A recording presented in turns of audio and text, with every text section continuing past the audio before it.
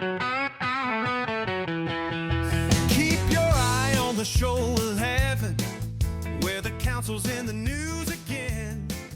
From rates to Here is the report on the regular Chance and Pat Whitewash Show, where Pat gets on and talks about the spin she wants to send out, and Chance and Beck usually nod along with her. This week Chance was a bit cheeky in that he raised my regular go at Pat about her charging to turn up at the studio getting paid car allowance. Well, this week she called in.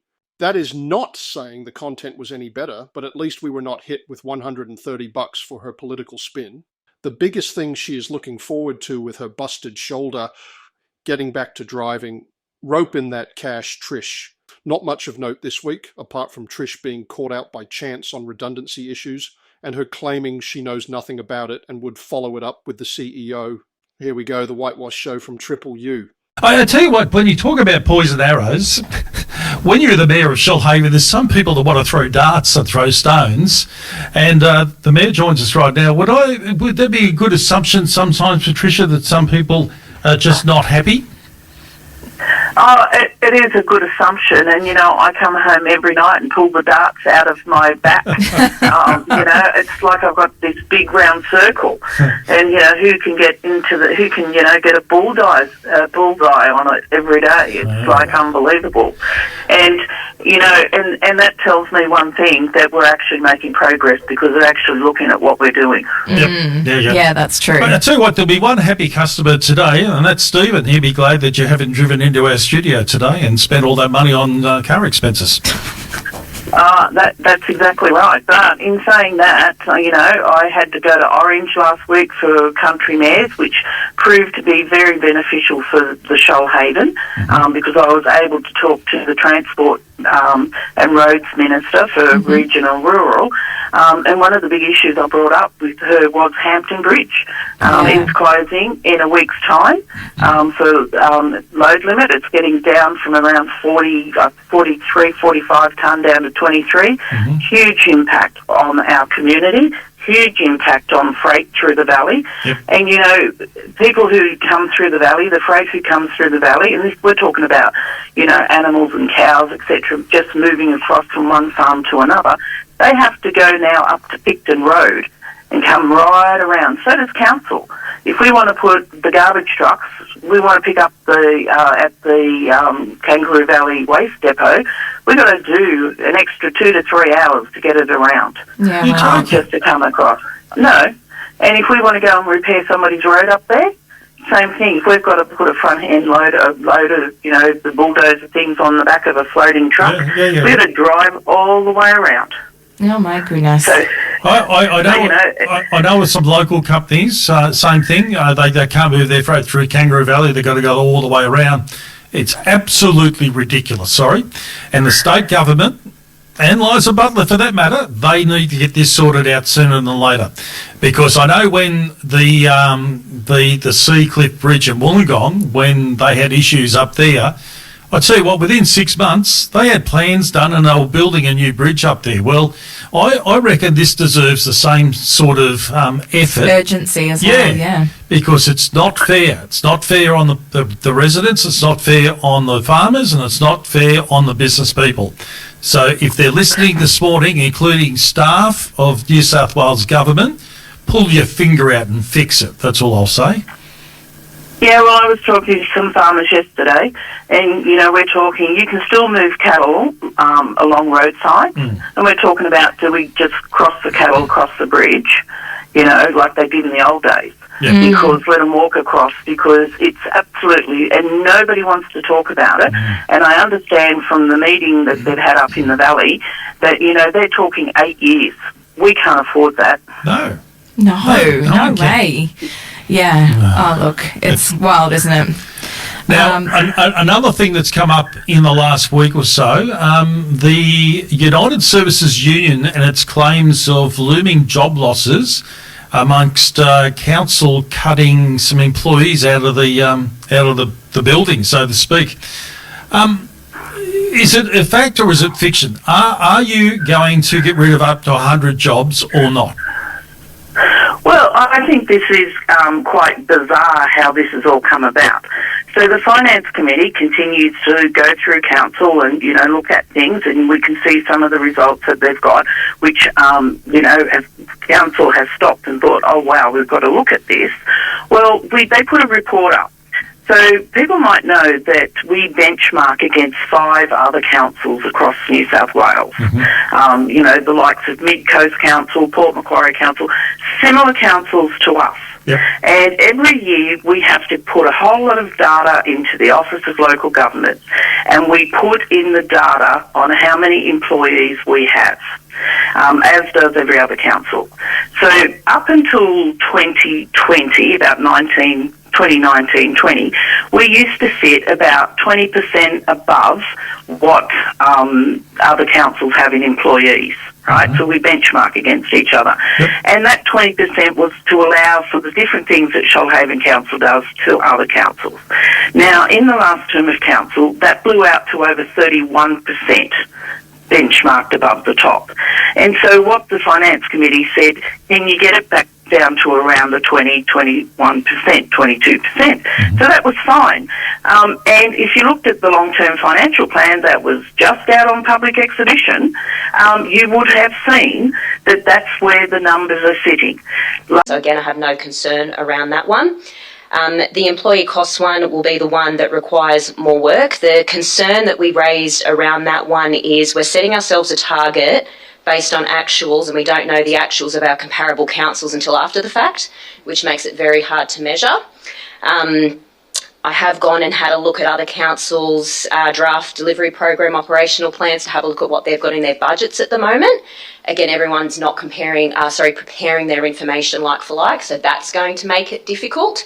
My concern with that one, more from a calculation of the ability to meet that ratio, is more around getting appropriate information to determine, are we actually meeting the benchmark?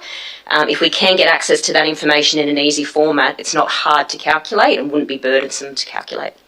Even having then sat in that committee meeting, sat there and heard the discussion around it, and as director of, I've forgotten your title, anyway, the lovely Madam Director over there has just said, got out of that one, has alluded to, we're creating a metric based on something we don't know.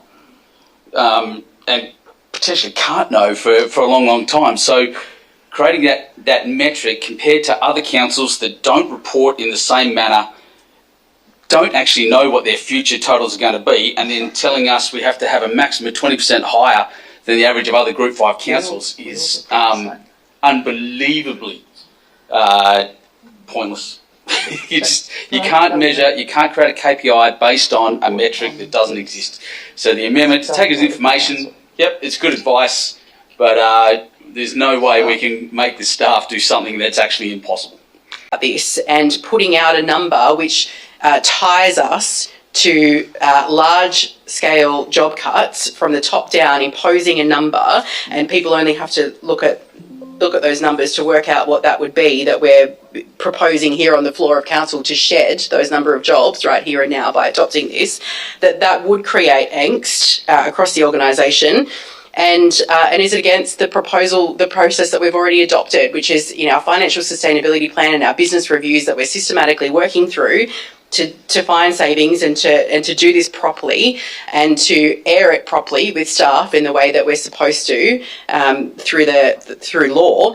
That it's unnecessary. We can take this on notice and note that there is a suggestion that we are higher than Group 5 councils in terms of our employee cost, and that is something that we can look at through our business financial sustainability measures. But to stand here now and impose a cut would be highly problematic when we need to do the work from the bottom up first, the strategic work that supports this. And it also goes against, as we've heard, what ARIC have also raised concerns about, and adding additional KPIs when we aren't already meeting those that we are supposed to be complying with from the OLG. It's adding in an additional metric for us to measure against, to comply with at this time. So by all means, receive this information from our expert unpaid consultants, but to adopt it here and now would be problematic. Question through you, Madam Mayor. Is 110 to 200 staff or jobs cut considered modest? Through you, Madam Mayor. Look, just based on that question, Councillor, I'm going to say no. I think the difficulty with this is that we don't know the total number that would need to feed in to reach the metric of 20% higher than the average of other Group 5 councils at this point, which is what Director Buckman has explained. So until we're able to do that analysis, we won't know the total quantum of FTE. Now, with the discussion at the committee did also raise the points around existing movement that has been made through the Sustainable Financial Futures Plan, the previous executive restructure and other structural alignments that are currently in the pipeline. So all of those inclusions would need to be evaluated as part of the total FTE reduction that may come with meeting the employee cost per capita being a maximum of 20% higher than the average of other Group 5 councils. So look, unfortunately, I don't think any of us are going to be able to answer the modesty or the number or what that means at this point. That's a body of work that will need to be undertaken over the next financial year to fully evaluate what that looks like and what that means for us in the 26-27. Last year, when we introduced the AEC report, we said natural attrition, right? So we have natural attrition, and we have saved money on the natural attrition. You know, there's contributing, I think it's about $7 million in the last, since the 1st of July last year, we've been able to save. So we're just continuing. We put together a finance plan for financial sustainability for council. It's all factored into that, so it's old news. So, you know, there was some throwaway comments made in the Finance Committee meeting, which were brought out on the floor of council by another councillor, which, you know, confidentiality of council meetings is quite interesting these days. And so the union came out with those statements last week, and I came out after them and said, well, you know, read the paperwork properly and understand it.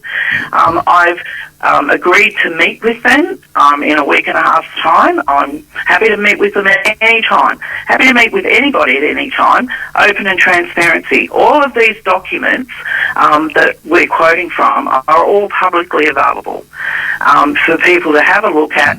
So I'm happy to sit down with them and go through it all with them. So are you saying that because of natural attrition, it's back down to around that 22% mark? It will be in 2027. And that was the recommendation. So the target that the Finance Committee put up is just saying to us, you know, just make sure we keep on track. And we are on track to get there. Okay. So you're saying that there's not going to be a whole heap of people just put off and, you know, the reason of getting it back to that number, but that over the next few years it'll naturally progress to that lower percentage. That's right. And that is the resolution of council. That's the current resolution of council, and it has not been changed on the floor of council at all. So, and Patricia, if it is, I want to say this. I know at a particular depot at Bobonderry, I know in the last month a couple of people have been made redundant there.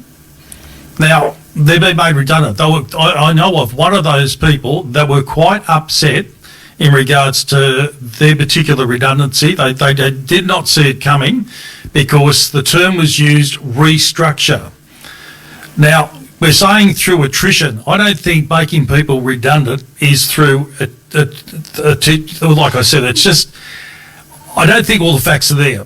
I don't think all the facts are being presented to you as the mayor from staff. There is stuff going on, as I just said, people are being made redundant. And I don't think that term you used is correct. Right. Well, I'm very, very happy to talk to the CEO about that today. Okay. I really am, because as far as I'm concerned and other councillors are concerned, we're not aware that there people are, and there is actually a motion on the council books to say that we won't look at that redundancy. Okay. Okay. So I'll be taking that up today with the CEO. Okay. Thank you. Very good. Now, you had a couple of good news stories. I want to talk about those as well. Can we talk about the $200,000 for the new library bus?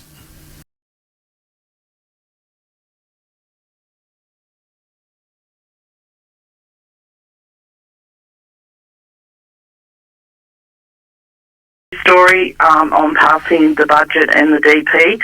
I'll be moving that we actually have a reduction in the water rate charges that were put out on public exhibition. So those water rate charges will come down to what went out on public exhibition, provided that all the council, well, we get 7 councillors to vote for it, but I think all councillors will vote to reduce those charges for people. Well, that's good news. That's great. Yeah, that is good. Now, you've also got another good news story. Finally, we're going to see our first 5-star hotel in Shoalhaven.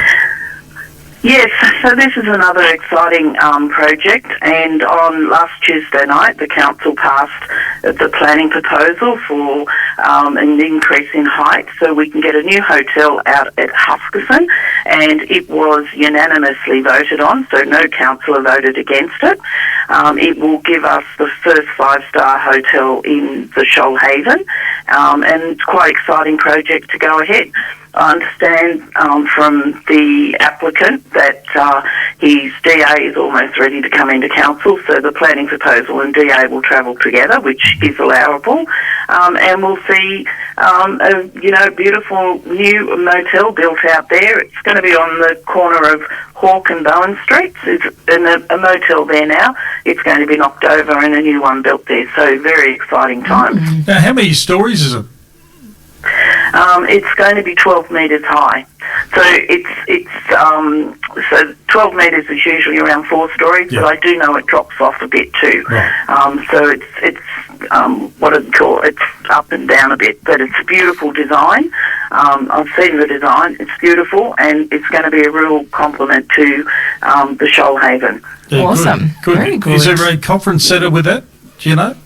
Yeah, there is a conference centre with it, and it's good to see that people are investing into the Shoalhaven, into the future. And as I say, we've got a lot of people interested in investing right over the Shoalhaven at the moment, which is good because it increases the jobs, it increases the viability of the Shoalhaven, and especially in and around Nowra. Does that mean we will never ever see where the church is? I know the Huskisson hotel owner there was trying to get a 5-star hotel in where the church is. Do you think that'll ever come about? That's an interesting site, and as time goes on and as everybody sits down at the table, I think that we can get a really good outcome for there as well. Good. Okay. Well done.